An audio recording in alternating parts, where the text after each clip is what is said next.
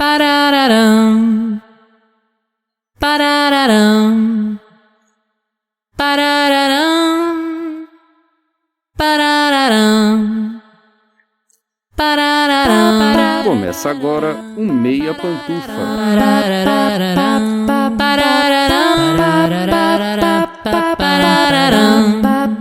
Bom dia, boa tarde, boa noite, boa madrugada, Carol. Pessoal, todo mundo com os fones de ouvido porque tá começando o seu Meia Pantufa. Toda terça às 5 da tarde no seu player favorito. Este indivíduo é Luiz Leão. E tem aqui comigo, como sempre, de um lado, o indivíduo Gustavo Azevedo. Bom dia, tarde, noite, madrugada, Gusta. E aí, assistidores e assistidoras de filmes e séries. E também, como sempre, do outro lado, o indivíduo Lucas Abreu. Bom dia, tarde, noite, madrugada, Lucas. E aí, cinéfilos e cinéfilas do Meia Pantufa? No finalzinho de 2025, a Apple trouxe Vince Gilligan de volta pra TV. Depois do sucesso colossal de Breaking Bad e Better Call Saul, o criador volta às suas origens na ficção científica com Pluribus. Estrelada por Ray Seahorn, a série já chegou com apreciação da crítica e se transformou na série mais assistida da Apple TV+, ultrapassando gigantes como Ruptura e Ted Lasso. Mas o que a gente achou de Pluribus? Será que essa série tem potencial para se tornar tão relevante quanto as obras anteriores do seu criador? E o que a gente pode esperar da segunda temporada, seja lá quando ela for sair? Antes daqueles recados que vocês já conhecem, vale um alerta de spoiler dessa vez, tá, gente? Porque, como vocês sabem, a gente sempre começa falando de forma mais geral e entra em mais detalhes no decorrer do episódio. Só que se você não sabe absolutamente nada sobre Pluribus, a gente recomenda fortemente que você assista antes de ouvir o episódio, porque o fator surpresa é bem relevante pra essa série. Eu acho que se vocês assistirem o primeiro episódio e... não me importo muito com spoilers, mas mesmo só o primeiro episódio eu já recomendo que assista, porque eu acho que faz muito parte da experiência entrar sem saber nada, entrar no piloto sem saber nada, como eu acho que foi o caso pra nós três aqui, né? Sim, mas antes de começar o episódio, segue o Meia Pantufa nas plataformas que você ouve. Você vai ser sempre o primeiro a saber dos novos episódios e isso ajuda demais o podcast a continuar crescendo. E outra coisa importante demais é avaliar. Dá 5 estrelas no feed no Meia Pantufa no Spotify, curtir o episódio no YouTube e fazer o mesmo nas outras plataformas é essencial para a distribuição do podcast. Tá no meio do episódio e concordou com alguma coisa, discordou de algo ou só quer participar? Então comenta aí. Esses comentários não só são muito legais pra gente conversar com vocês, como aumentam a relevância do podcast. Chegou a hora, enfim, hoje é dia de Pluribus, no Meia Opinião.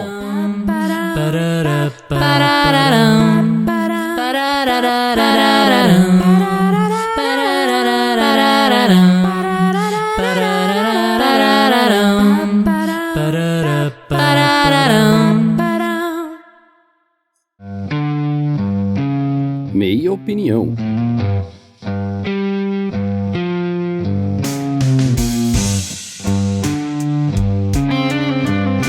Pluribus, série da Apple TV Plus, do Vince Gilligan. Já tava um burburinho de que ia sair há algum tempo a série do Vince Gilligan com a Apple TV Plus, mas mistério absoluto. Ninguém sabia sobre o que era, ninguém sabia como é que ia ser a história, o que ia envolver. E a gente só sabia que tinha a Kim Wexler de Better Call Saul como protagonista. E o Vince Gilligan, pra quem não sabe, pra quem descobriu ele por Breaking Bad, o que é o caso de 98% das pessoas, o Vince Gilligan escreveu pra Arquivo X, né? Então as raízes dele como escritor de televisão, elas são na ficção científica. Na verdade, essa aqui é pros fãs mais fãs do Vince Gilligan mesmo, que conhecem ele desde mais tempo, né? Porque ele resolveu embarcar na ficção científica de novo com Pluribus, que conta a história dessa escritora. Ela é uma escritora dessas fantasias românticas, esses livros que você acha de graça na Amazon, no Kindle Unlimited. E aí ela tem essa obra, ficou rica com isso, tem uma legião de fãs, mas ela é uma pessoa que claramente sofre com depressão, uma pessoa autodepreciativa, uma pessoa que tem problemas com bebida e que tem uma relação muito complicada com esses fãs. Ela trata muito bem essas pessoas de frente, mas ela detesta e ridiculariza eles pelas costas, e aí a gente pode entrar na mentalidade dela a partir do porquê que ela faz isso, a partir de quando a gente for discutindo a série. Mas enfim, ela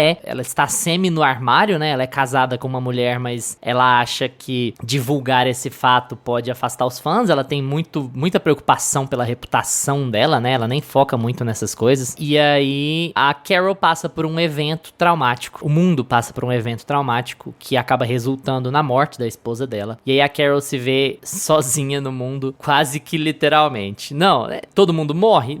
sim e não, né? Mais ou menos. A gente vai entrar nesse debate aí. Eles morrem, mas não morrem. Gusta, Pluribus, aquela grata surpresa ali de, né, setembro, outubro, vamos entrar nessa série de ficção científica. Que caralhos o Vince Gilligan tá fazendo agora? É a primeira vez em muito tempo que ele sai do universo de Saul Goodman, de Walter White, de Jesse Pinkman e faz uma coisa completamente original pra Apple e com bons resultados na primeira temporada, né? A gente pode falar sobre alguma dificuldade de receptividade do público e acho que isso vai ser debate hoje de uma parte do público, mas em termos de crítica, em termos de números pro streaming, a série chegou e conseguiu o que parecia improvável, né? Passar Ted Lasso, passar Ruptura. Ruptura, inclusive, parece que gerou mais debate na opinião pública do que Pluribus tá gerando, mas, enfim, a Apple falou que é a mais assistida, Fala um pouquinho sobre como é que você esbarrou em Pluribus e o que você achou. É engraçado essas coisas de números de streamings, né, que a gente nunca tem acesso direito, é sempre a plataforma falando, então você sempre pode falar, o meu novo produto é o melhor produto, aí no próximo produto, o meu próximo produto é o melhor produto, e a gente tem que acreditar, né, não tem mais, sei lá, o Ibope pra analisar. A garantia sou eu. E outro disclaimer aqui também é que você, Luiz, é o maior fã aqui de nós três de Pluribus disparado, porque assim, por dia eu acho que chegava a uns 3 Reels, assim, 4 TikToks de teorias e do que é Pluribus, do que é que pode ser e qual a importância e relevância na atualidade de Pluribus. E assim, ele tava com, sabe o quadro da Carol, assim? Ele tinha um quadro dele na casa dele. Então eu acho que o Luiz... Você conhece o TikTok, né? O algoritmo, você vê um, você vê dois, acabou, né? E aí você tá entregue, você fica entregue, exatamente. Então assim, dito esses disclaimers, assim, já... Eu amei Pluribus, eu acho que foi sim a grata surpresa, fechou 2025 com um gostinho muito... um sabor especial, né? Porque a gente tava fechando 2025 com Stranger Things e a gente, como eu falei no episódio passado, eu já não tava aguentando mais. E ver Pluribus ali semanalmente também, né?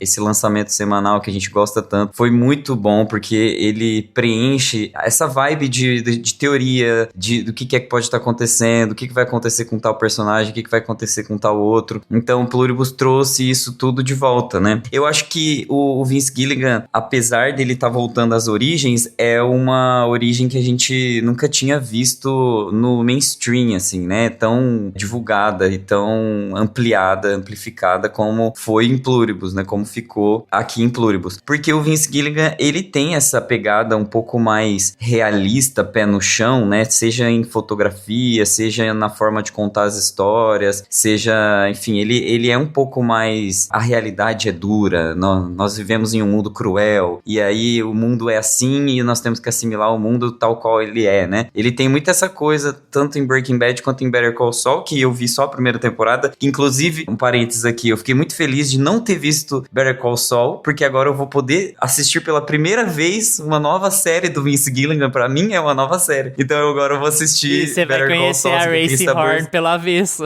Exato, e aí, assim, eu acho que Pluribus trouxe uma revitalização, assim, né, porque a gente tava vendo na TV em geral, do que a gente tava vendo nas séries em geral, que é primeiro, um tema muito cativante, um piloto muito bom, um piloto que traz, assim, um pé na porta, o piloto de Pluribus, e episódio a episódio, aquelas dúvidas, assim, eu não sentia isso desde quando eu assisti, sei lá, Lost, talvez, sabe, uma vibe muito de especulação, essa série especulativa. Então, eu acho que Pluribus traz o melhor da TV. E o Vince Gilligan talvez seja o melhor da TV, né? Então, assim, é meio que chover no molhado falar que ele faz uma coisa boa aqui em Pluribus. Mas é diferente, é um bom diferente, porque ele não costumava fazer esses temas, assim, especulativos. Eu acho que ele era um pouco, como eu disse, ele era um pouco mais pé no chão. Os temas eram muito mais assim, sei lá, existe o tráfico, existe a DEA, existe,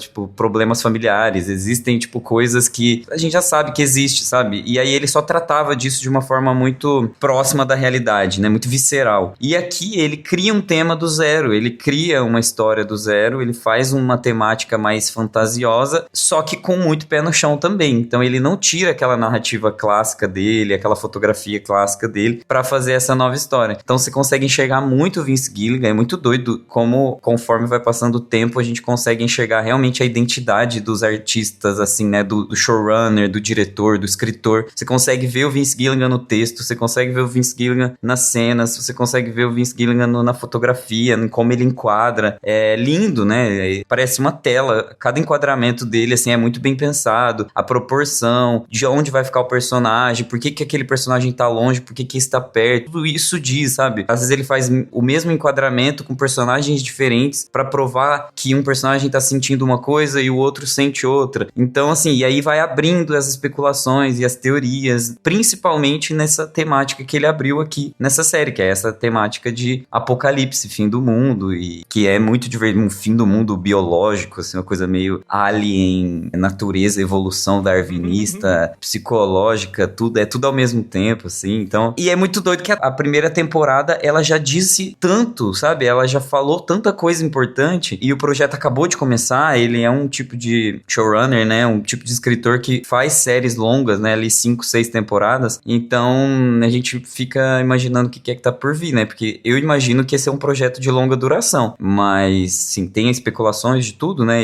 A gente depois pode entrar nisso. Mas, sim, pelo andar da carruagem, a coisa tem muito a se desdobrar, né? Tem muito a oferecer de história pra gente. Então, eu tô muito ansioso pra ver o que tá por vir, mas fiquei já muito feliz com essa primeira temporada. Apesar de ter terminado assim, né? Com um cliffhanger gigantesco. Mas é isso, eu confio no cara, assim. Eu acho que isso é o que me deixa tranquilo, sabe? Não é o tipo de série que acaba com cliffhanger e você fica assim, nossa, mas não confio muito no diretor, não sei, sabe? Não sei se o estúdio vai botar muita mão. A gente sabe que a Apple não põe muito a mão em cima das produções. Então, por mais que as coisas desandem, é um pouco culpa do próprio produto, assim, né? The Morning Show, Ted Lasso, foram obras que foram desandando pelo excesso de renovações, talvez, assim, e que não tinha muita história pra contar. Mas a gente sabe que saindo do Vince Gilligan tem coisa pra sair dali, né? Tem extrato. A gente já sabe que ele não vai passar do ponto, né? Exatamente. Então, assim, tô muito feliz com Pluribus e acho que, assim, foi uma das melhores séries, talvez a melhor, que a gente não fez Pantufo de Ouro, né, pra comentar sobre isso, mas talvez a melhor série do ano passado, né? Gusto, eu achei legal você falar sobre, um projeto de longo prazo. Isso é meio difícil de definir quando a gente fala de TV, né? Porque o que é um longo prazo? Eu tava discutindo muito isso com a Carla ontem sobre duração. A gente falando muito sobre Stranger Things, né? Onde foi que tudo deu errado. E ela falou, por exemplo, da duração, que não tinha história pra 5 temporadas e se estendeu por 5 temporadas e tal. Mas 5 temporadas não é muito tempo pra televisão, né? Se você sabe o que você tá fazendo. Então, assim, difícil você pegar o próprio Arquivo X, Grey's Anatomy, sei lá, qualquer outra coisa aí.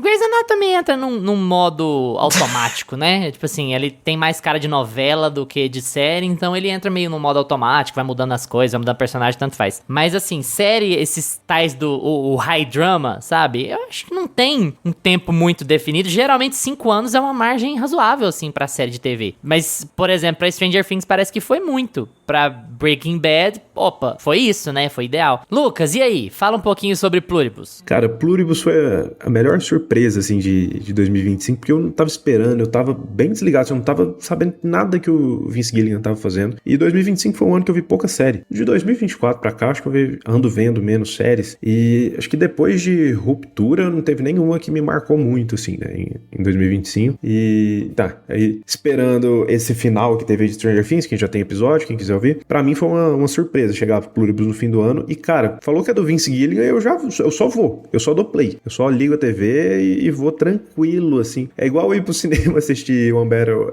After Another, do PJ. Você vai sabendo, a gente comentou isso aqui, né? Você vai sabendo que você vai ver um bom filme. Não interessa sobre o que é, não interessa o resto. Você vai com certeza que vai ter alguma coisa boa ali. E Pluribus pra mim foi isso, cara. E eu gostei muito dessa pegada, porque o Vince Gilligan a gente conhece ele muito do universo de Breaking Bad, né, e tudo mais. E é um pouco do que o Gusta falou aqui, é uma pegada mais pé no chão. Ele pega coisas que realmente acontecem, que são problemas ali nos Estados Unidos e junta tudo aquilo ali dentro da trama dele e vai desenvolvendo os personagens em cima disso. Então não tem nada muito mirabolante, né? É muito pé no chão, é muito realista, assim. Tanto Better Call Saul, Breaking Bad, enfim, todos no mesmo universo. universo. E aqui em Pluribus eu acho que ele é a primeira vez, né, que ele investe num projeto assim mais pra ficção científica, que ele vai mais pra esse lado, vamos ter alienígenas e tudo, mas ainda meio pé no chão.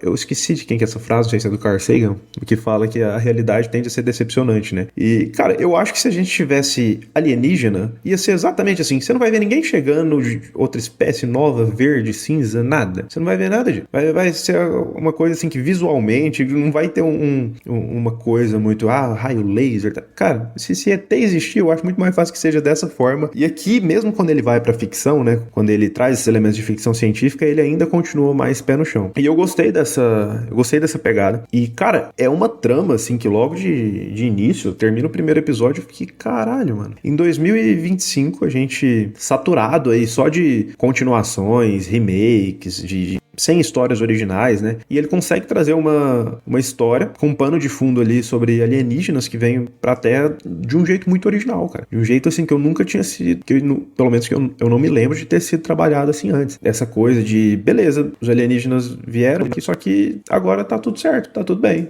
Ninguém precisa se preocupar com mais nada.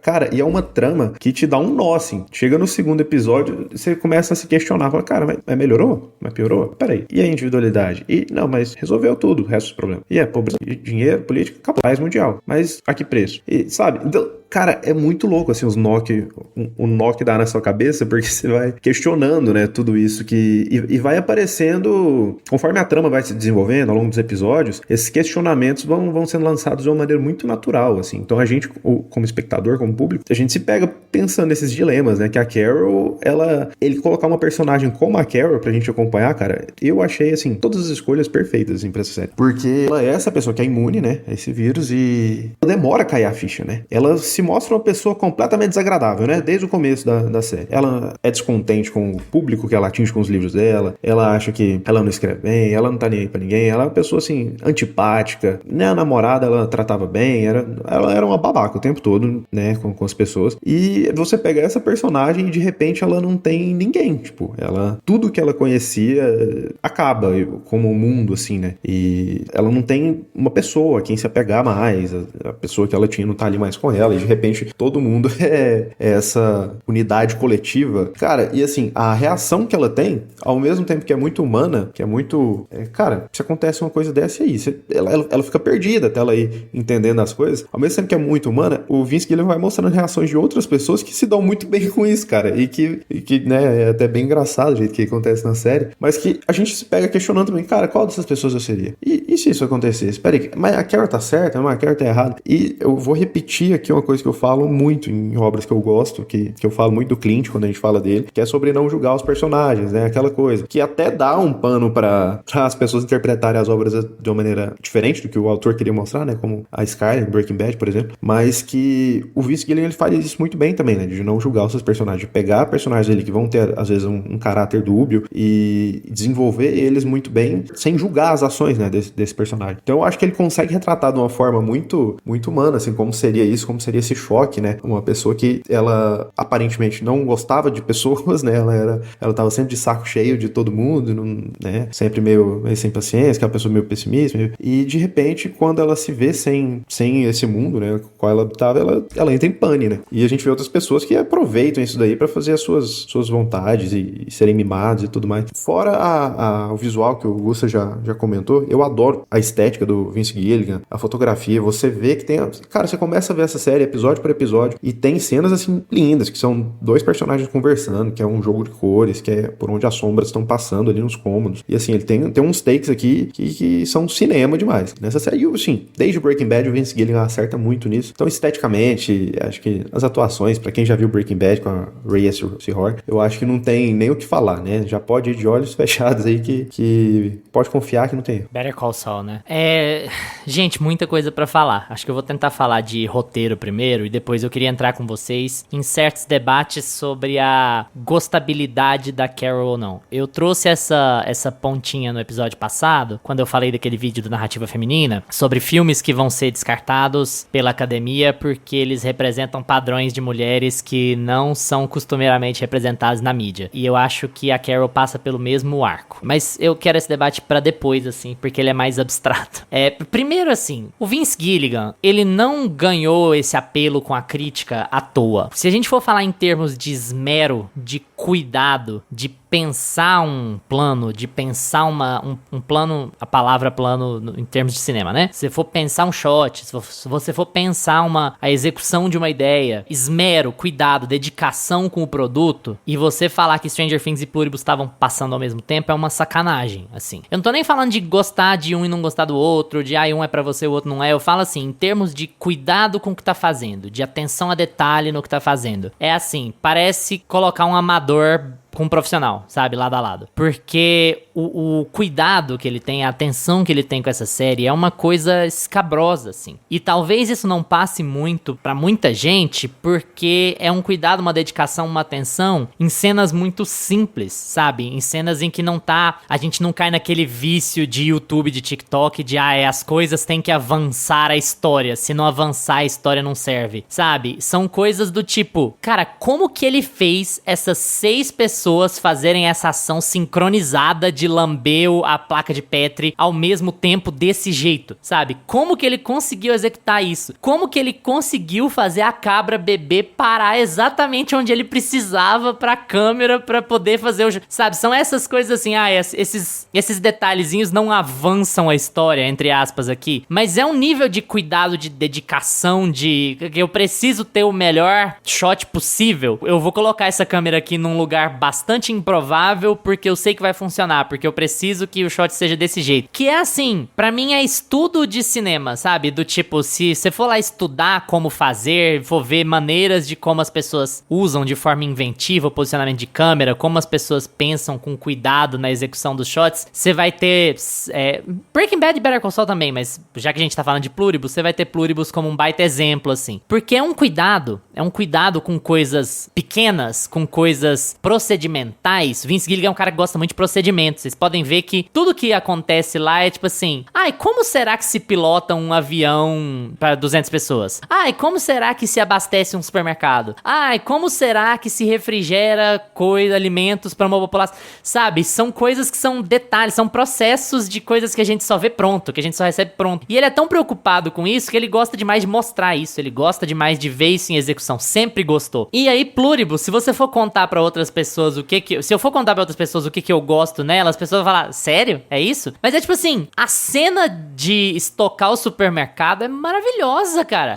A cena de lamber a placa de Petri lá é extraordinária. E são coisas que, assim, são detalhezinhos. A história é sobre isso? A história não é sobre isso, mas ao mesmo tempo sabe? Porque ele tá fazendo isso pra enriquecer os personagens. O Vince Gilligan mesmo falou que ele não é um cara muito temático. Acaba sendo, porque temas são inevitáveis quando você faz seu trabalho direito, mas ele se coloca como não temático se você fosse opor a ideia de ser um cara de personagens, sabe? Trabalhar temas ao invés de trabalhar personagens, ele fala que trabalha personagens. E ele prestar atenção nesses processos, ele focar e ele mostrar isso pra gente, e ele levar o tempo dele, e ele fazer as coisas devagar, e ele não te dar as respostas de mão beijada, e ele ir passo a passo pra você ir construindo aquele universo aos poucos, é desenvolver personagem. Ou ele tá desenvolvendo a Carol, ou ele tá desenvolvendo os outros, mas ele tá desenvolvendo os personagens. Quando você chega no final da temporada, você já entende praticamente tudo sobre como aqueles caras funcionam, sobre como a Carol pensa, sobre como ela vive, o que ela sente, sobre como o Manussus vive, como ele se sente, qual é o objetivo dele, sobre como os outros vivem, como eles se sentem, qual é o objetivo deles, e nada disso foi entregue de uma vez, exposto, falado o tempo inteiro, sabe? A exposição é muito controlada, você entende muito mais como eles se comportam do que você ouve eles falarem como eles se comportam, sabe? Ele te informa apenas o essencial, mas você vai descobrindo os detalhes sobre viver naquele mundo aos poucos, episódio a episódio. Então, assim, estou muito fanboy. Eu gosto de tudo que Vince Gilligan fez.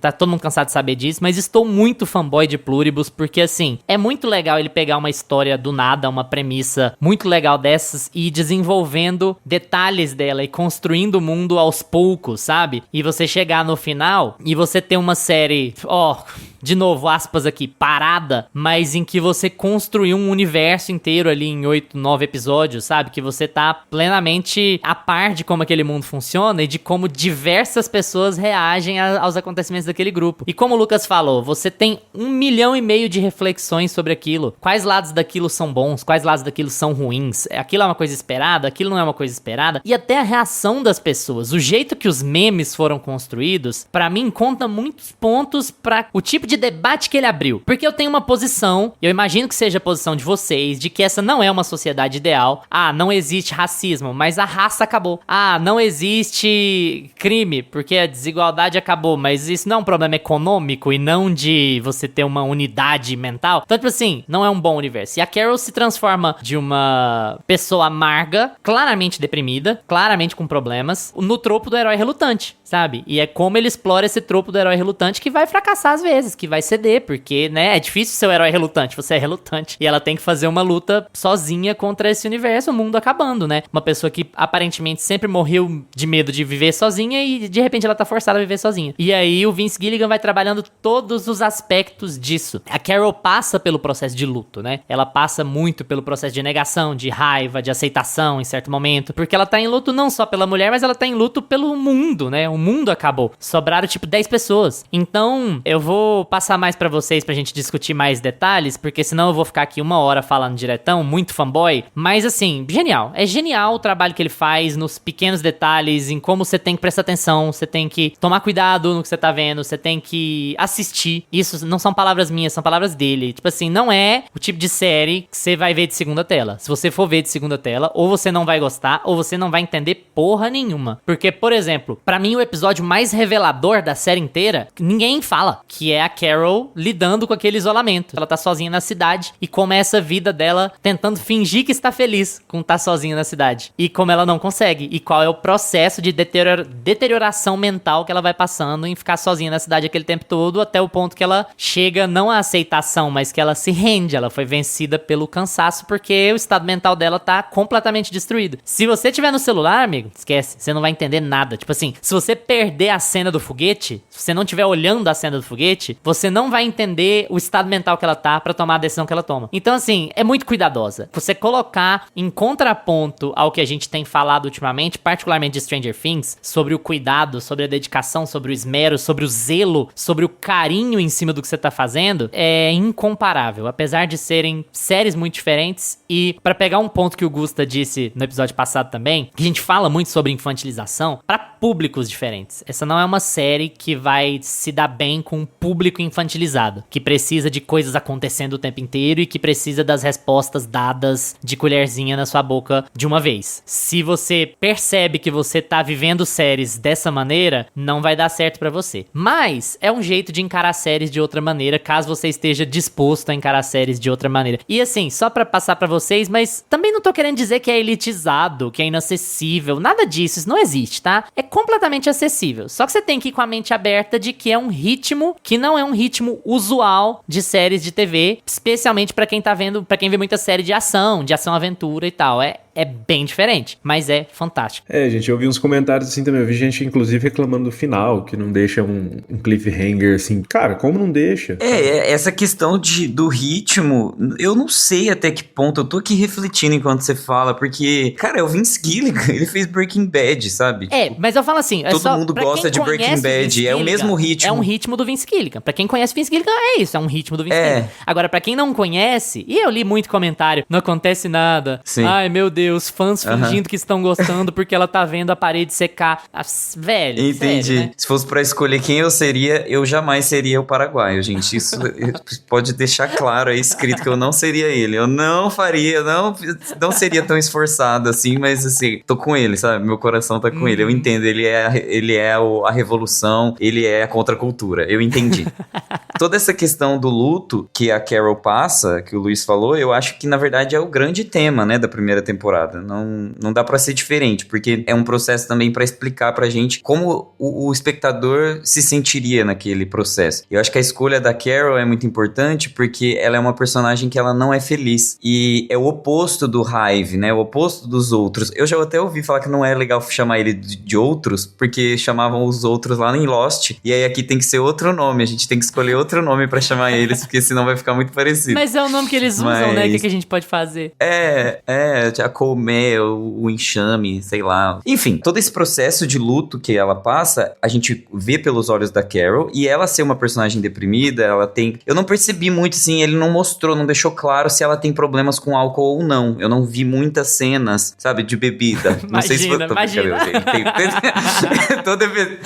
Todo episódio ele mostra pra caralho, assim, tipo, toda hora ela tá bebendo. Sensor no armário, gente. É isso, assim. E assim, essa questão do vício, essa questão dela ser deprimida e tudo mais, é justamente pra contrapor com os outros, né? Vamos chamar assim eles. Que é essa coisa toda feliz, essa coisa toda sempre disposta, né? Sempre disponível, uma ideia muito neoliberal do ser humano, né? Uma ideia muito de disposição, né? De utilidade do ser humano. E a Carol é o oposto da utilidade, ela, tipo, ela nem quer fazer mais aqueles livros, ela nem quer escrever mais aquilo, ela tá buscando um novo propósito dentro daquela automatização que ela já caiu, né? Ela já estava se sentindo presa dentro de uma bolha, dentro dos outros, quando de repente ela vê fora daquela bolha, né? Ela estava num processo mecanizado, automatizado, de escrita, de vida. Ela tinha congelado a vida dela, ela tinha congelado os óvulos dela, ela tinha congelado o relacionamento dela, ela tinha congelado a forma de escrita dela, ela não conseguia mais criar nada, ela não tinha mais autonomia e identidade, enfim, pra nada. Então, quando ela chega no momento que ela se vê fora disso, ela perde toda aquela automatização, toda aquela forma de viver dela. Então, foi muito, muito bem colocado. Não foi só a morte da esposa, a morte da namorada, foi a morte de um modo de vida, né? E na psicologia é assim, né? Quando você passa por um processo de luto, não é necessariamente a morte de alguém, é a morte de algo que você tinha, alguma coisa que você tinha como dado, e aí você perde isso. E aí ela tem que retomar por meio dos processos lá. Ela tem a primeira negação, que aí ela, tipo, fica sacudindo todo mundo no hospital, e leva a namorada morta e tudo mais, e faz todo aquele processo. A aceitação é esse episódio que o Luiz falou, que a gente passa, né, de, tipo assim, eu realmente vou ter que assimilar que eu perdi tudo e que agora eu tenho que conviver com esse novo modus operandi aqui do mundo. E pode prestar atenção, assim, o Vince Gilligan tem tantas camadas, assim, é muito foda, porque se vocês prestarem atenção em até quando esse modo de vida dela de negação acontece, é quando as respostas não são dadas expositivamente, né? Que ela não consegue dialogar, de certa forma, com aquelas pessoas, com os outros, porque ela tá presa nessa negação. E a partir do momento que ela se entrega, ela começa a questionar. E aí, sim, a série pode ficar mais expositiva, porque eu acho que o espectador fica intrigado com aquilo, tipo, cara, pergunta, sabe? Tipo, você já tá aí conversando com eles, a gente passa, sei lá, 6 episódios assim, só pergunta o que é, qual é o objetivo final. Só que ela tá em negação, ela tá no processo de luta. A partir do momento que ela sair daquilo, que ela conseguir reverter de alguma forma, ela vai perguntar e a gente vai entender. Então, deixa eu fazer minha série, deixa eu construir minha história. Isso que é muito foda no Gilligan, porque ele tem muito controle sobre o produto dele. Eu não imagino ele vamos bater nos Duffer Brothers agora é a hora. Eu não imagino um ator de Pluribus, de Breaking Bad, de Better Call Saul, tendo que informar pro Vince Gilligan que uma cena tá errada, uma construção narrativa tá errada, ou que um enquadramento tá errado. Gente, eu duvido que ele deixe isso acontecer. Então, assim, se isso acontece, é todo um input, caso, né? Assim, não é correção, é input. É tipo assim, um ator vai dar... Ele fala muito sobre abertura, ele deixa atores tomarem decisões, e isso é normal num set e tal. Mas o que acontece lá com a Maya Hawke é uma correção de rota, né? É tipo assim, o texto tá ignorando um fato, né? Aí não aconteceu. Um fato, exatamente. Acho que todo mundo já deve estar sabendo disso, porque tá saturadíssima essa discussão já, né? De Stranger Things. Que a atriz não podia... no roteiro tinha que ela precisava falar em voz alta, só que ela percebeu que um personagem que tava ali junto não poderia saber, aí ela sussurra, né? Isso tá lá no documentário que saiu sobre a série infinita de Stranger Things, que ainda vai sair mais uma temporada e mais um episódio. 3 spin-offs. Tá. Exato. Gente, tá virando o nosso Emília Pérez. Vamos parar de falar de Stranger Things, pelo amor de Deus. Tá. Deixa eu só finalizar então aqui. Porque, assim, eu acho que essa escolha da Carol, só pra finalizar um pouco a ideia da escolha assertiva da Carol. Porque ela é essa personagem contraditória. Eu acho que o Vince Gilligan, ele é da TV ali dos 2000, né? Que é o Mad Men, o Sopranos, o Breaking Bad. Ele tem esses personagens que são os personagens, os clássicos anti-heróis, que são esses personagens. E os anti-heróis, assim, mais da velha guarda mesmo. Essa coisa de nós não gostamos dessa pessoa. E às vezes a gente vai acompanhar ela, porque faz sentido acompanhar ela, faz sentido eu humanizar esse personagem pra eu entender que todo mundo tem o seu valor, todo mundo passa por um processo que dói, que é difícil e que ela vai resolver da forma que der pra ela, né? Então, ele tem essa humanização de personagem muito, que o Lucas falou, que ele não julga. E aí, quando ele não julga, ele consegue fazer uma série que não fica moralista, né? Aquela série que você consegue abrir as camadas do personagem e interpretar ele. E a Carol é perfeita, assim, é ideal, porque ela, se fosse um personagem, se a gente estivesse acompanhando um personagem que é entregue ao sistema, digamos assim, ia ser uma história muito, sabe, tipo, dada, assim, muito happy, muito disposta. E se a gente também tivesse no oposto, se a gente tivesse na visão do paraguaio, a gente ia ser uma série insuportável, ia ser, sei lá, um Rambo, não dava pra ser essa série, sabe? Então, a escolha de acompanhar a Carol aqui é bizarramente assertiva, assim, é muito bom. Eu acho que tem uma coisa que o Vince Gilligan traz, acho que muito de Arquivo X, sabe? Mas talvez a gente esteja ficando nostálgico ou não, porque a gente tem que tomar cuidado também com essas argumentações, a TV de antigamente é que era boa e tal, mas... não é por aí. Não, mas olha onde eu vou chegar, porque... É porque o Gilligan fez escola, né? Ele meio que construiu um tipo de TV não, que a mas eu gente... vou construir o argumento ainda. Eu acho que as séries que a gente gosta mais, esse high drama que a gente gosta mais, que a gente ficou fanático, Succession, Pluribus, eles todos entendem que um episódio, ele é coeso em si. Um episódio, ele não é um filme fracionado. Um episódio é um episódio. O episódio tem que ter começo, meio e fim. No sentido de que o personagem você tem um conflito e esse conflito tem que ser resolvido de alguma maneira. Succession e Pluribus, elas têm essa cara um pouco de episódio da semana, sabe? O tema da semana é esse, assim. Eles estão construindo uma história maior. Pluribus tá construindo uma história maior mais do que Succession. Succession tem mais cara de episódio da semana, assim. Mas essas séries que são aclamadas pela crítica e que a gente adora, elas têm essa noção de que episódios têm temas fechados, episódios têm arcos fechados, e que pra você entender uma série de TV, você não tem um filme, não é um filme estendido, que você vai cortar em qualquer lugar, de qualquer jeito. Você aborda temas, você aborda traços, características desses personagens, e eu enxergo isso muito em Pluribus, e acho muito bom o lançamento semanal por causa disso, assim. Você tem essa experiência do o que ele quer me trazer essa semana, sobre esse personagem, sobre esse universo, sobre esse mundo. E você entende esse processo dela, e quando você chega no último episódio, você fica muito satisfeito pela jornada, porque você teve pequenas completudes, sabe? Você foi conhecendo a história aos poucos, mas não do tipo, preciso de um cliffhanger barato, como se eu tivesse cortado um filme de 8 horas em partes, sabe? Não é isso, e eu acho que essa noção tá se perdendo. Por isso que eu tô falando sobre nostalgia, sabe? Eu acho que essa noção de episódios fechados, de uma série não ser um filme estendido, uma série são 8 pequenas partes insulares. Você junta essas ilhas e você transforma elas numa série, num conteúdo coeso. Eu acho que essa noção do Vince Gilligan de TV das antigas, dos anos 90, tô querendo chorar agora, ela ainda é muito funcional. Pra mim, ela ainda é o jeito certo de se fazer uma série, sabe? A gente tem que tomar muito cuidado com coisas do tipo filler.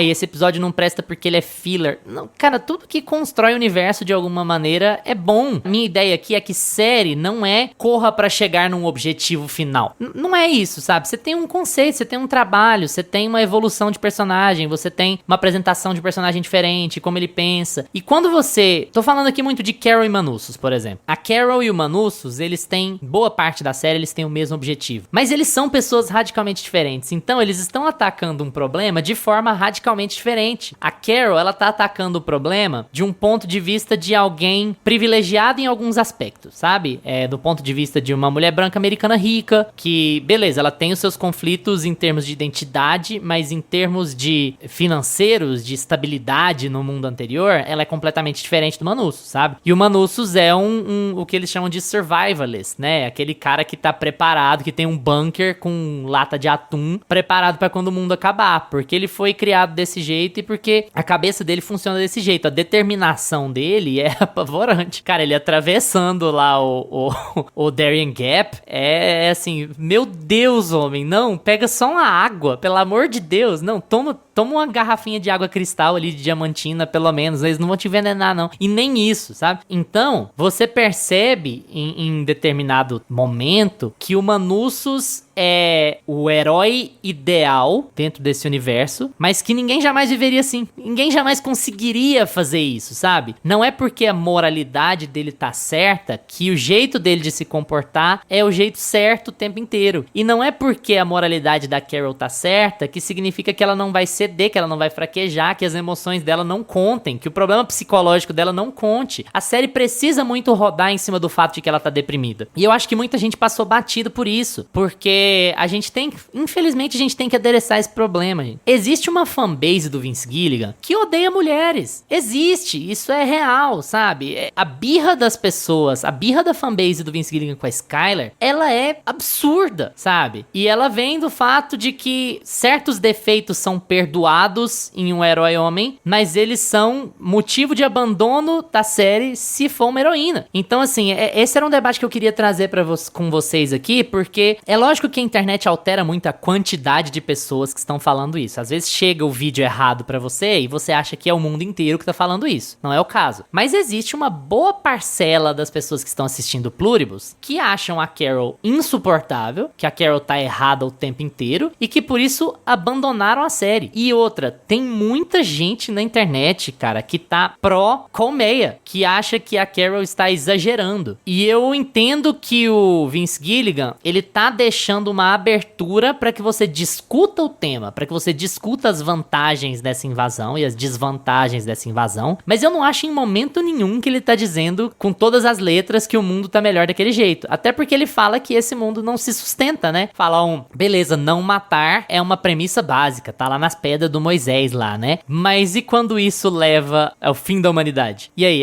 como você vai questionar? Tipo assim, não matar, não vamos matar. Mas aí a gente tem uma cultura, 8 bilhões de pessoas numa cultura que consome carne o tempo inteiro. E aí, e se isso acabar, como é que é? Então, assim, eu acho que o Vince coloca muito essa ideia de que vamos levar isso aqui à enésima potência pra gerar discussão, pra gente perceber que as definições que a gente tem do que seria esse mundo ideal, elas são muito casadas com onde a gente vive, onde a gente foi criado, o tipo de cultura que a gente tem. A gente tá aqui em Goiás, é muito fácil pra gente falar que matar vaca e frango pra se alimentar é simples. Mas se você for falar disso na Índia, você vai ter uma outra conversa. Se você for falar disso na Arábia Saudita, você vai ter uma outra conversa. E agora isso não existe. Não existe mais Brasil, Índia, Arábia Saudita. Agora é uma entidade além que tem a cultura própria que vai tomar suas próprias decisões. E aí é muito fácil pra gente julgar se eles estão certos ou errados, o que eles deveriam matar, o que eles não deveriam matar, se eles deveriam colher planta, se eles não deveriam colher planta. Então, assim, olha aí, eu comecei falando de uma coisa e terminei falando de outra. É muita coisa a se discutir dentro de Pluribus. Numa série parada, vamos lá, nossa, tô assistindo tinta secar. Porque ela abre muitas pontas pra discutir como seria uma sociedade desse jeito, né? E aí você tem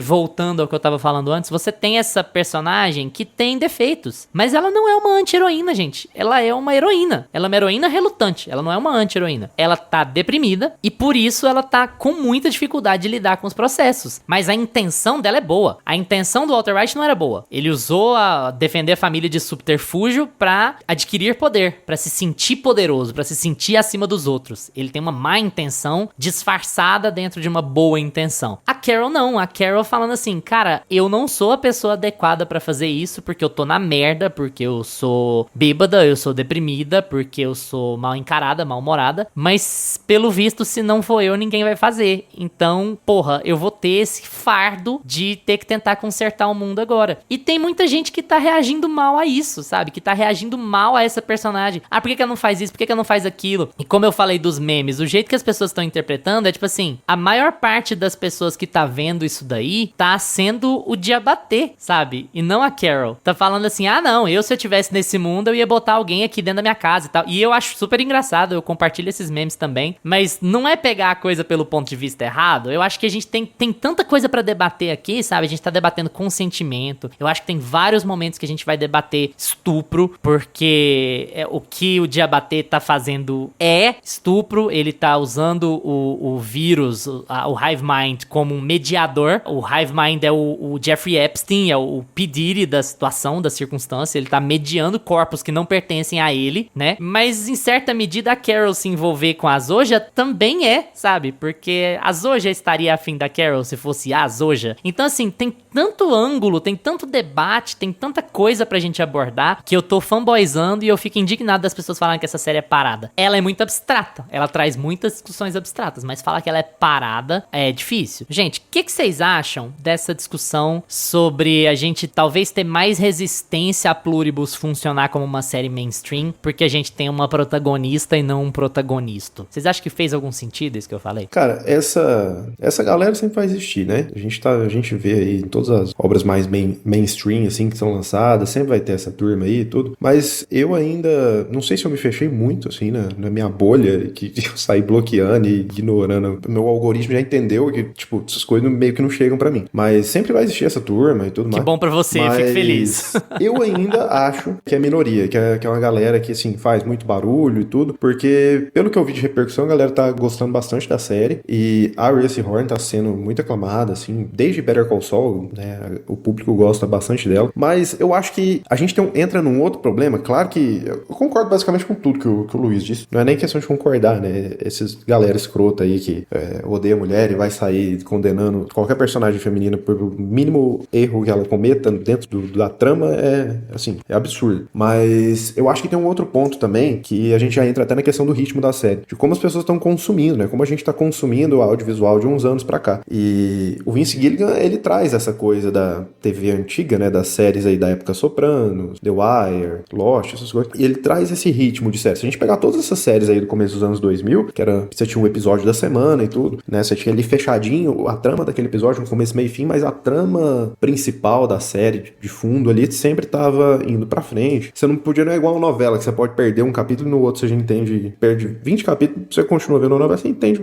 tudo, assim, a série não é isso, né, gente? Então eu acho que o Vince Gilligan, ele traz de volta essa coisa de, olha, você tem que parar, você tem que prestar atenção, cada detalhe importa, eu não vou te dar tudo de mão beijada, conforme a trama vai evoluindo, conforme cada episódio vai saindo, ele vai te dando novos elementos que você nem tinha parado pra pensar, porque, tipo, você viu uns 3 episódios, você fala, não, beleza, sobre a economia, sobre a humanidade, se ela fizer isso, as pessoas podem morrer, se ela ficar puta da vida, porque eles entram em pânico, mas eles são bons, eles não matam, beleza, eu já entendi. Aí, no outro episódio, o Vince Gilligan traz uma outra questão, com o John Cena te explicando, maravilhoso, e você fala, cara, é mesmo, não tinha pensado nisso, nossa, e aquela outra questão, sabe? São coisas assim, é tanta coisa que você vê que ele se deu ao trabalho de parar e pensar, fala, gente, a humanidade, quais são todos os problemas, todas as questões, desde pra você se manter no trio de saúde, pra você ter acesso às coisas que eu vou ter que abordar nessa série. E ele consegue, assim, ele não deixa uma ponta solta. Então, cara, é uma trama que ela evolui, não tem como você falar que a trama não evolui. A cada episódio de Pluribus, o universo vai ficando mais rico, a trama vai ficando mais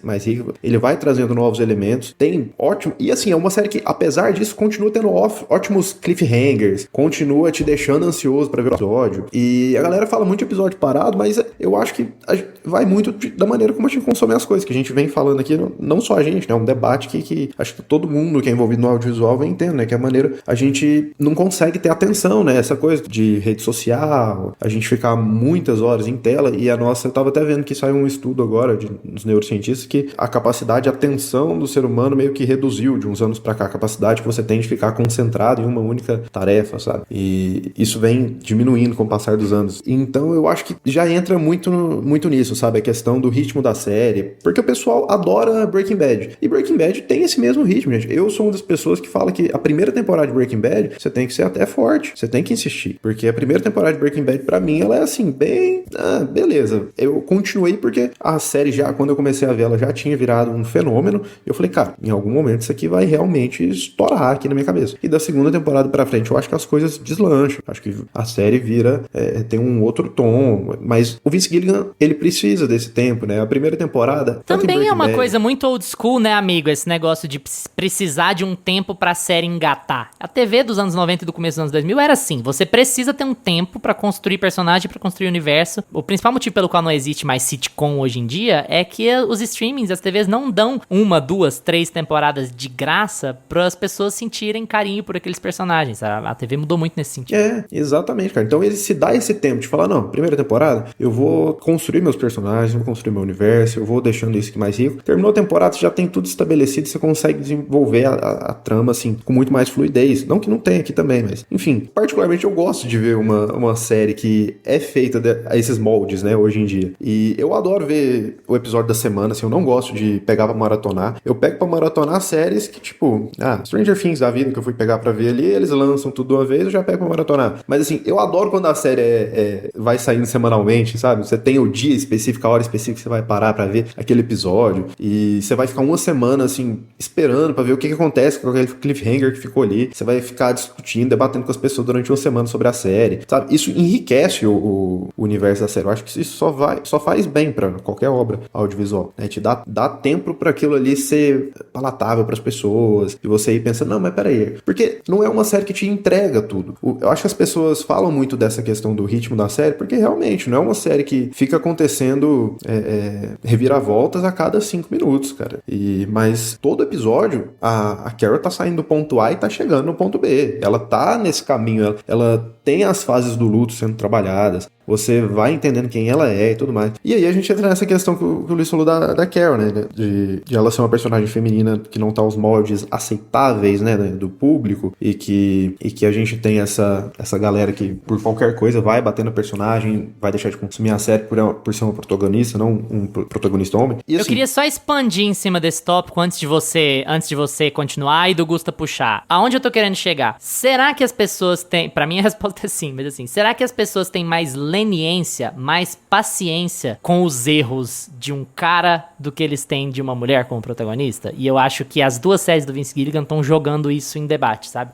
Eu acho que sim, né? Eu acho que isso é óbvio. Eu acho que tem uma variável, assim, que a gente tem que levar em consideração. Se a gente pegar todas essas obras com esses anti-heróis, né? Protagonistas até masculinos, né? Se a gente pega ali Coringa, Breaking Bad, Sopranos, com o Tony Soprano, o Lobo de Wall Street, são filmes que o diretor tá ali mostrando pra gente a realidade daquele personagem, até onde ele pode chegar, todas as atrocidades que ele faz, assim. Só que é aquela coisa, você contou de um jeito que ficou muito interessante de acompanhar esse personagem. Você contou de uma forma que ficou, que fez uma boa história, que fez um bom filme. Então, assim, você assiste o Lobo de Wall Street, tem cenas ali que você dá risada, né? Mas você termina o filme e fala, cara, que loucura, né? Você vê o filme, porque é uma excelente forma de contar aquela história do Scorsese, mas o Scorsese não tá defendendo aquele cara em momento algum, cara, sabe? Então, eu acho que em todas essas histórias, agora, acho que não é uma coisa geracional, acho que desde sempre tem uma turma que tem uma dificuldade de entender isso, de visualizar isso nos personagens, sabe? Que por estar gostando da série, por estar gostando de acompanhar aquele personagem, de repente ela passa a defendê-lo e achar que ele tá certo em todas as ações dele, e qualquer outro personagem que vier contra ele é aquela coisa, né, da galera que... Eu já vi muita gente falando isso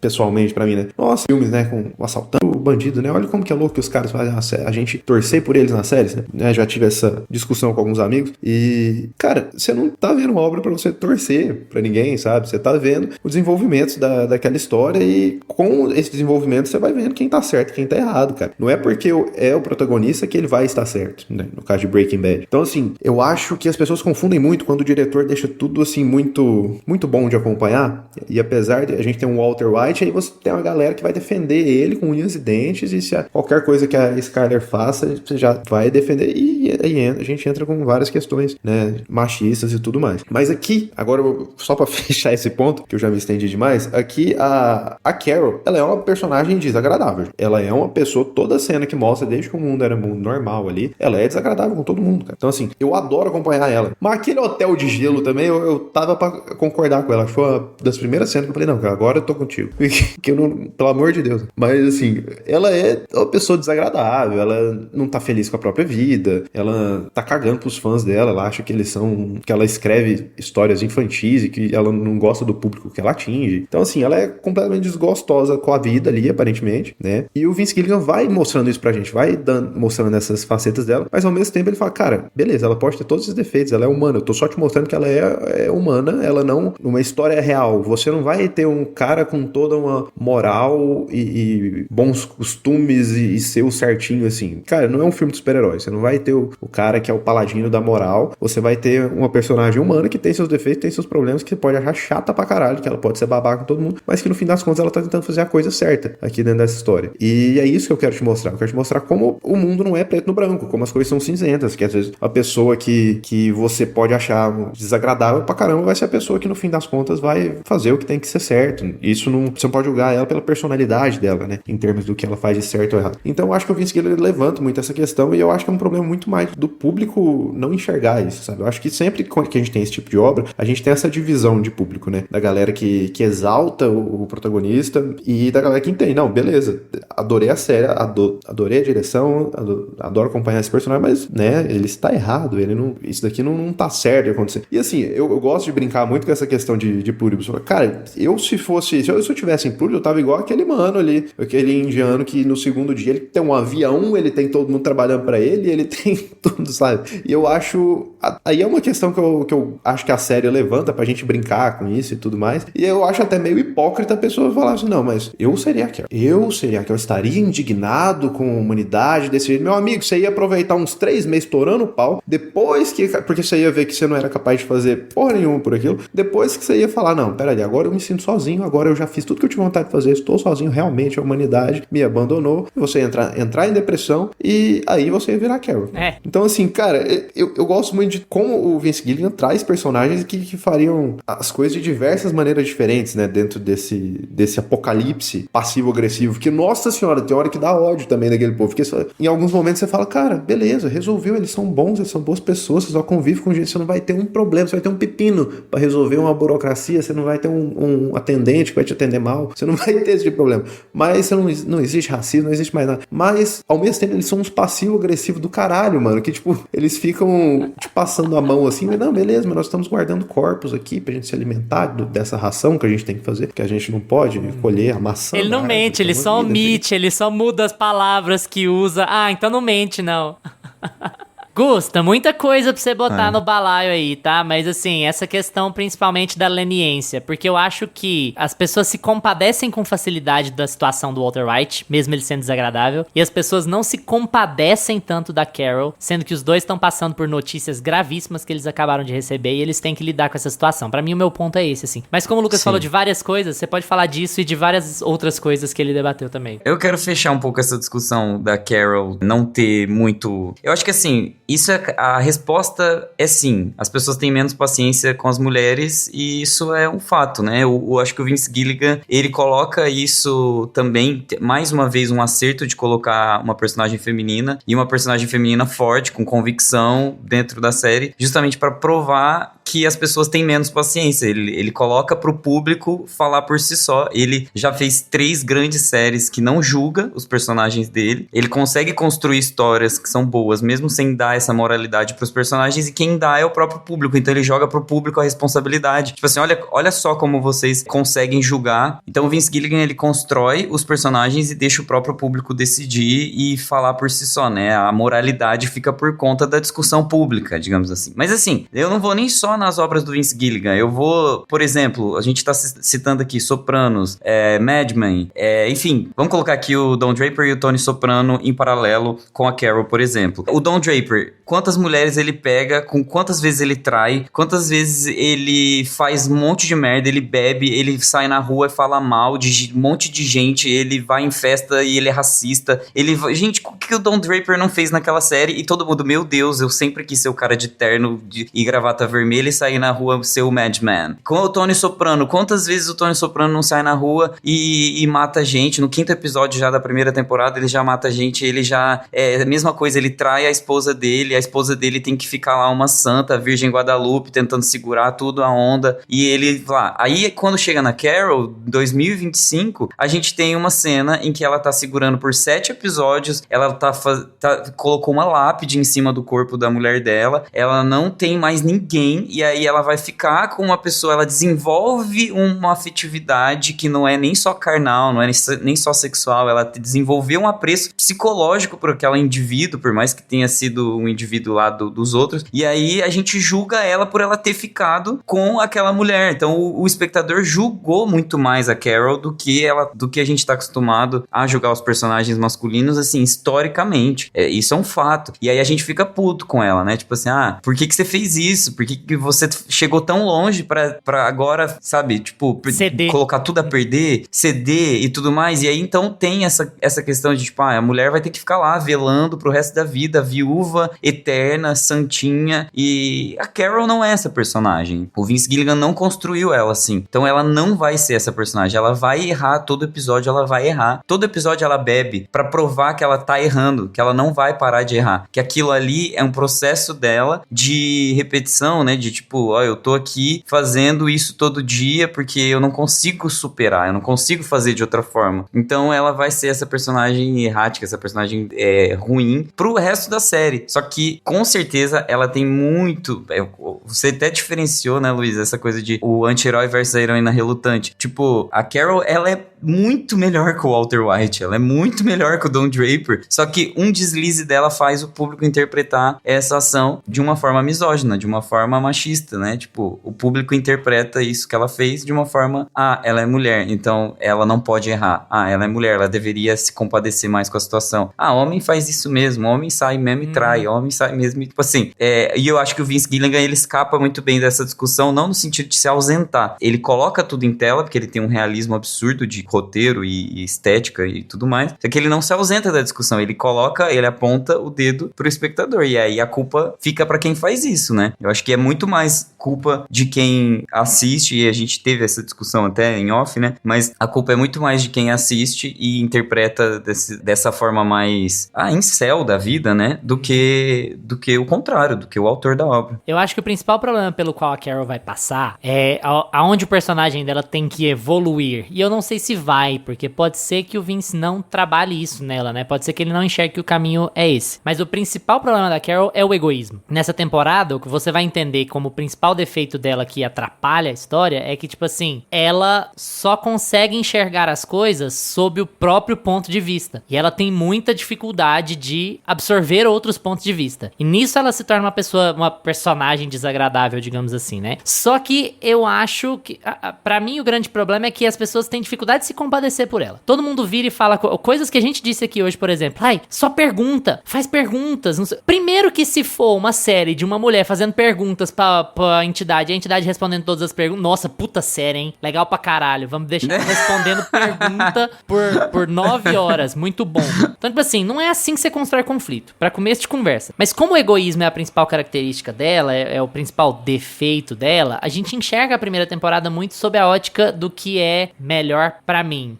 Eu só vou lutar enquanto eu estiver em risco. Inclusive, quando a temporada acaba, ela só volta a lutar porque ela voltou a estar em risco. Então, tipo assim, até a decisão dela, a decisão moral dela é tomada por egoísmo também. Não, eu vou voltar pra essa briga porque eu tenho que voltar pra essa briga porque agora eu tô em risco. Porque eu não quero ser convertida. Só que eu acho que as pessoas têm dificuldade algumas pessoas têm dificuldade de se compadecer por ela ao não entender que, pra mim, tem uma cena que é chave nesse desenvolvimento dela. Que é assim, a terapia de conversão, a qual ela foi submetida. A terapia de conversão, ela é o cerne do personagem dela, da desconfiança dela, da recusa dela a pensamentos coletivos. Por que ela odeia os fãs? Por causa da terapia de conversão. Por que ela odeia a colmeia no começo? Por causa da terapia de conversão. Ela não é ela passou por um processo extremamente traumático, forçado pela própria família a tentar transformar ela em alguém que ela não era, sabe? Então, assim, é chave pro comportamento dela ter sido obrigada a ir pra uma terapia de conversão. E que, obviamente, não funcionou porque isso não funciona. Então, eu acho que a gente precisa muito entender que ela toma essas decisões por autopreservação, porque ela é uma pessoa qualquer Tipo assim, o marketing da Apple vende ela como a pessoa mais infeliz do mundo, agora tem a obrigação de salvar o planeta. E é isso, porque agora ela é a pessoa mais infeliz do mundo, né?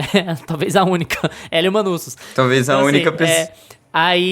Então ela é uma pessoa De das qualquer... 8 lá que sobraram, ela é a mais infeliz, definitivamente. Exatamente. Uma pessoa qualquer deprimida, passando por um processo complicado, que tenha sérios problemas de autoaceitação, que tem sérios problemas com pessoas dizendo a ela o que fazer, que são problemas justificáveis, sabe? O que me incomoda nessa história toda é só que muita gente trata como se esses problemas não fossem justificáveis, como se ela estivesse sendo intransigente, escrota, por ser uma personagem chata, por ser não sei o quê. E aquilo tem raiz, sabe? Aquilo tem de onde vir. O personagem é bem trabalhado o suficiente pra você entender que toda decisão que ela toma, certa ou errada, vem dessa origem de, cara, eu me recuso a tentar me transformar numa coisa que eu não sou, porque eu já sofri muito nessa vida por causa disso. Não é porque o mundo acabou e eu continuo aqui que eu vou aceitar isso agora. Eu não vou. E a gente passa por esse processo dela de entender que vai ser um processo difícil e que às vezes ela vai ter que ceder porque ela não vai aguentar a solidão, não vai aguentar o isolamento. Só que ao mesmo tempo que ela cede, no episódio seguinte a esse episódio do foguete, no episódio que ela cede, ela conversa com a Zoja e fala assim,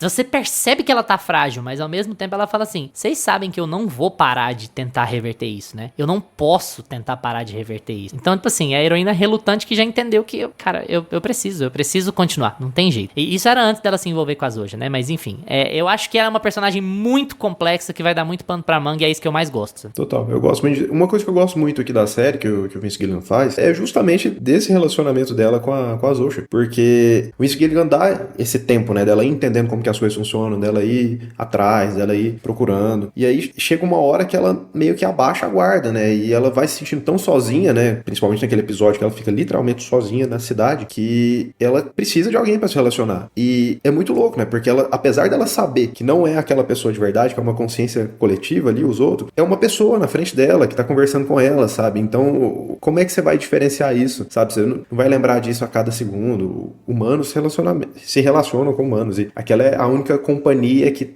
ela tá tendo. Então ela vai criando, sem querer, no inconsciente dela, ela vai criando uma afeição, ela vai criando laços por essa pessoa e desejo e tudo mais. Então assim, cara, é muito complexo e eu gosto muito como o Vince Gilligan vai dando esse tempo pra, cara, ela tá entendendo como é que as coisas acontecem. Não é simplesmente acontece um apocalipse e você, no dia seguinte, você vai falar, é assim, então tem que ser assim. Ela não para enquanto ela não entende tudo que tá acontecendo, enquanto ela não encontra uma saída pra tudo aquilo, porque ela não aceita, mas ao mesmo tempo ela vai se sentir cada vez mais sozinha e indiretamente, e consequentemente ela vai tendo essa vontade de se relacionar com pessoas, e as pessoas agora é o único jeito delas se relacionar, né? Então, cara, eu gosto muito de como o Vince Gilligan ele acerta muito assim no tato, como lidar com essas questões, como lidar com essa personagem sem ser positivo, colocando as coisas tudo em tela e dando tempo, né, para as coisas acontecerem. E é isso aí. E agora, 10 de 10, vamos esperar até 2033, quando sair a próxima temporada. E o Vince Gilligan tá bravo com isso, tá? Ele não quer falar quando que vai sair, porque é um projeto da equipe, não mexe no meu prazo, deixa eu fazer. A gente não vai ver tão cedo essa série. Esse é um autor, gente. É um autor raiz. E junta ele e o George R. R. Martin lá, entra num casulo, nunca mais sai.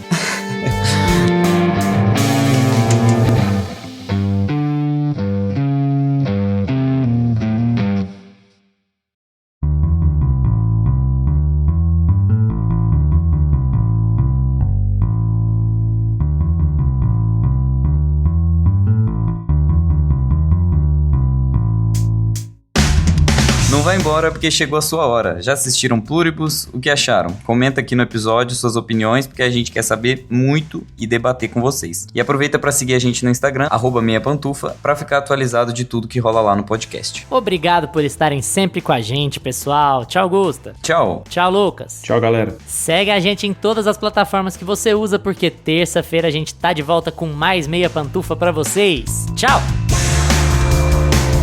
Este podcast conta com locuções de Carla Leão e Lucas Meleiro e edição de Luiz Leão.